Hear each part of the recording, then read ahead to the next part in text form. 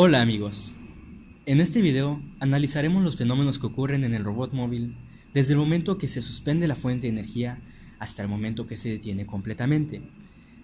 Definiremos algunos conceptos para que sea más clara la comprensión y veremos las fuerzas que resulta del impacto de este mismo robot a una máxima velocidad con algún objetivo. Empezaremos definiendo la primera ley de Newton, la ley de la inercia. El principio de inercia se cumple cuando no actúan en fuerza sobre un cuerpo o cuando las fuerzas que actúan se contrarrestan entre sí. En estos casos es cuando decimos que el cuerpo está en equilibrio. Según esta ley, podríamos decir que el efecto de las fuerzas no es mantener el movimiento como pensaba Aristóteles, sino modificarlo, es decir, acelerarlo. Como podemos ver en la imagen, la persona en la bicicleta va a una velocidad y al momento de chocar con las rocas, la persona acelera su velocidad en la misma dirección y la velocidad de la bicicleta se contrarresta. Esto sería el principio de la inercia. En la segunda ley de Newton, llamada ley de la dinámica, tenemos que todo cuerpo sobre el que actúa una fuerza se mueve de tal manera que la variación de su cantidad de movimiento respecto al tiempo es igual a la fuerza que produce el movimiento. La imagen que tenemos de ejemplo se observa que la caja se desplaza a cierta distancia a raíz de la fuerza ejercida. La tercera ley de Newton establece lo siguiente: siempre que un objeto ejerce una fuerza sobre un segundo objeto, el segundo objeto ejerce una fuerza de igual magnitud y dirección opuesta sobre el primero. Con frecuencia se enuncia como: a cada acción siempre se opone una reacción igual. En cualquier interacción hay un par de fuerzas de acción y reacción cuya magnitud es igual y sus direcciones son opuestas. Las fuerzas se dan en pares, lo que significa que el par de fuerzas de acción y reacción forman una interacción entre dos objetos.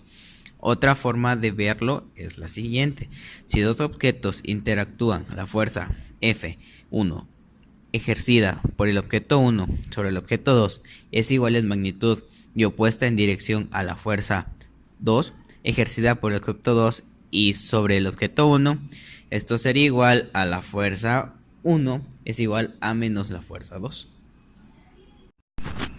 La fuerza de fricción o la fuerza de rozamiento es la fuerza que existe entre dos superficies en contacto, que se opone al movimiento relativo entre ambas superficies. Fuerza de fricción dinámica o la fuerza que se opone al inicio del desplazamiento. Fuerza de fricción estática. Se genera debido a las imperfecciones, mayormente microscópicas, entre las superficies en contacto.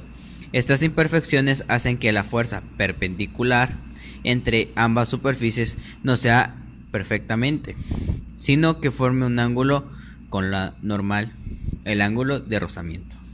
El coeficiente de rozamiento o coeficiente de fricción vincula la oposición al desplazamiento que ofrecen las superficies de dos cuerpos en contacto según la intensidad del apoyo mutuo que experimentan.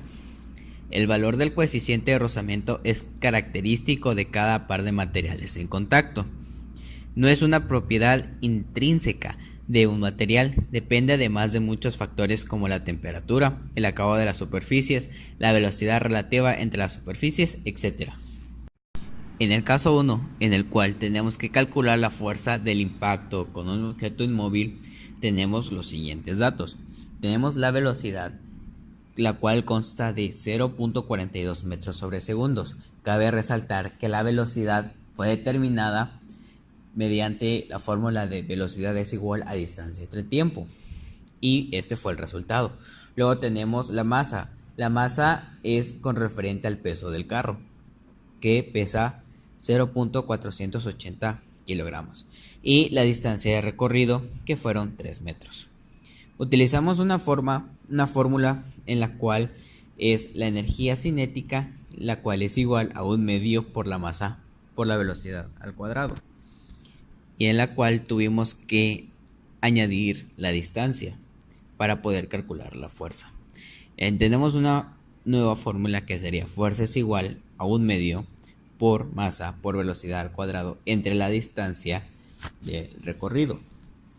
En esta fórmula, sustituyendo, tenemos que 1/2 o 0.5 se multiplicará por 0.48 kilogramos, que es el peso del carrito, por 0.42 metros sobre segundos, que es su velocidad, este dato elevado al cuadrado, y todo esto se dividirá entre la distancia de recorrido del carrito antes del impacto. En este caso eran 3 metros, dándonos así una fuerza de impacto igual a 0.014 newtons.